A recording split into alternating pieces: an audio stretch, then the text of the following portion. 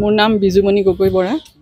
মই আজি থানাত আহিবলগীয়া কাৰণটো হৈছে মাক মানে মাৰ ল'ৰা বোৱাৰীয়ে মানে বহুত অত্যাচাৰ কৰিছে। তাৰপিছতে থাকিবলৈ নিদিয়ে, বাহিৰলৈ উলিয়াই দিছে, খোৱা মেলা পৰা চব মানে মাৰ পৰা আঁতৰত ৰাখিছে। এতিয়া উপায় নাপায়, এতিয়া আইনৰ ফালৰ পৰা কি ব্যৱস্থা লয়।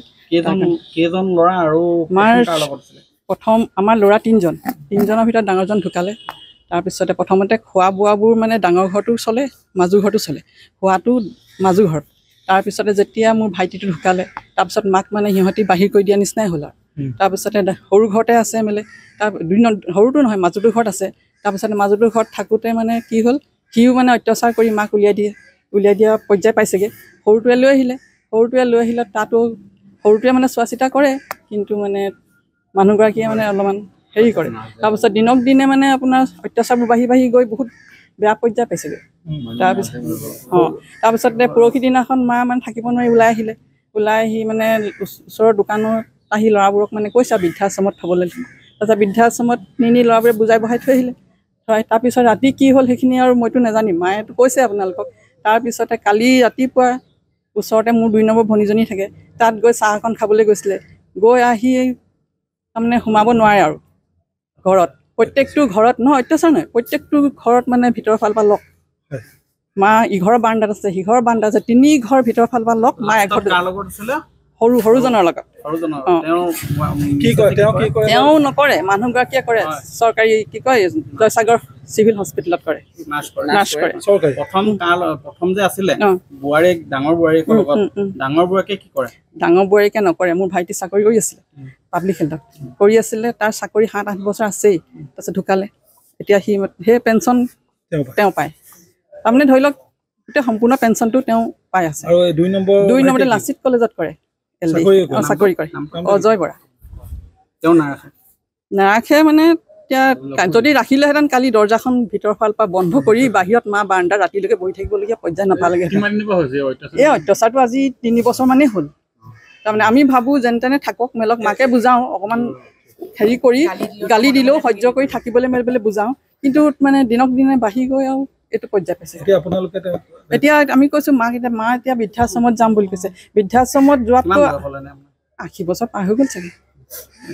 এতিয়া মানে আমাক ইজনীৰ লগতে মানে যেন তেনে আমি ৰাখিম বুলি ভাবিছোঁ। খোৱা এজনীৰ লগত থাকিলেও আমি চবেই চোৱা চিতা কৰিম আৰু তেনেকৈ ভাবিছোঁ। তেওঁ অভিযোগ দিছে। ইয়াৰ মানে আইনে কিবা ব্যৱস্থা এটা লওক। কি হৈছে আপোনাৰ লগত? মোৰ লগত মানে হেৰি কি কয়, সৰু বোৱাৰীজনীয়ে ৰখাব নোখোজে, হেৰি ল'ৰাটোৱে ৰখায়, সিয়ে ৰখাম বুলি লৈ গ'ল।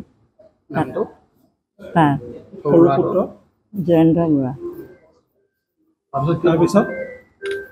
তাৰপিছত সদায় কাজিয়া পেচাল লাগি থাকে ৰাতিয়ে দিনে। মই কিমান শুনি থাকিম ৰাতিয়ে দিনে। তাৰ লগতে কাজিয়া লাগিব আৰু তাৰ লগত কাজিয়া লাগিব, মোকো গালি পাৰে তাৰ লগতে। আৰু মোক ৰখোৱা পায় তাৰ লগত গালি পাৰে তাক।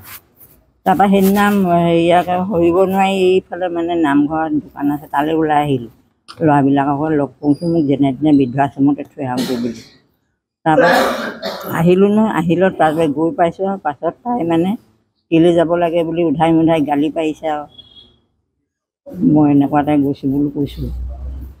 ল'ৰাটোও কৈছে তই কেলৈ যাব লাগে, তোক বোলো কাহিনী বেয়াই কৈছিলোঁ, মোক থৈ আগে নথওঁগৈ, সেইকাৰণে বুলি ল'ৰাবিলাককে ক'বলৈ গৈছোঁ। তেতিয়া সুধিছে আৰু মানুহে কেলৈ ওলাই আহিছে, মই এনেকুৱা তেনেকুৱা কথা। ল'ৰা ছোৱালী এতিয়া 2টা আছে, এটা ঢুকালে। যিজন আছে সেইজনো নাৰাখে নি? আগতে কাৰ লগত আছিলে? আগতে হেৰি অজয় বৰাৰ লগত। তেওঁ কি কৰে? লাচিত কলেজৰ কেইনি। তেওঁৰ ওচৰৰ পৰা কেলৈ গ'লগৈ? খুব গালি পাৰি থাকে যেতিয়াই তেতিয়াই, খাই বৈ হেৰি কৰি।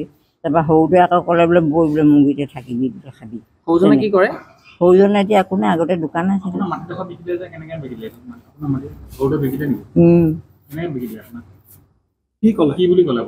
মোক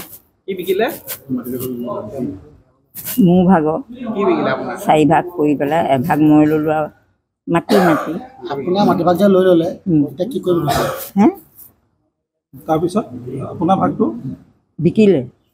কোনে বিকিলে? সৰুটোৱে।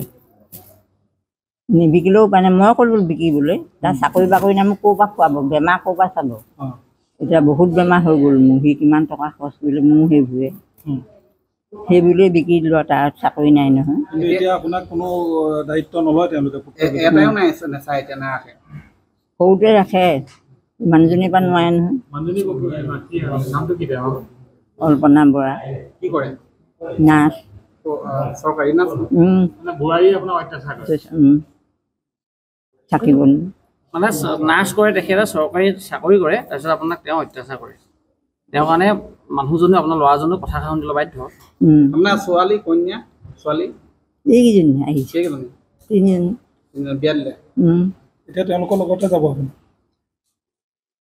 তাকে সিহঁতি নিম বুলিছে তাৰপৰা সেই তেখেতেও ক'লে এয়া কি কয় এই আপুনি মুখ্যমন্ত্ৰী ডাঙৰীয়াক কিবা ক'ব নেকি আহ্বান জনাব নেকি আপোনাৰ যিহেতু এনেকুৱা এটা অৱস্থা হৈছে যিকেইজনী আপোনাক ৰাখিম কৈছে কিন্তু তেতিয়াও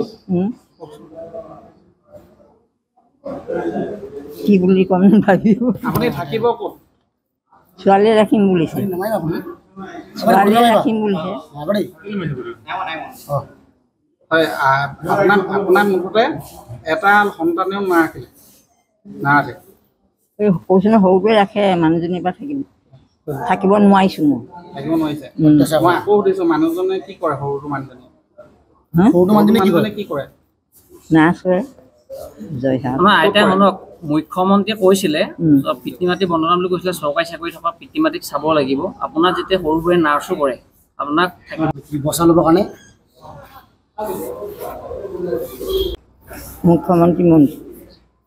মুখ্যমন্ত্ৰী আপুনি কিবা অনুৰোধ জনাব বিচাৰিছে কি ক'ব আপোনালৈ অনুৰোধ জনাইছোঁ যে মোক কিবা উপায় লাগে মোৰ ঘৰত থাকিব নোৱাৰা হৈছোঁ মোৰ যিকোনো উপায়ে মোক কিবা এটা কৰক সেইটো কি ক'ম নোৱাৰোঁ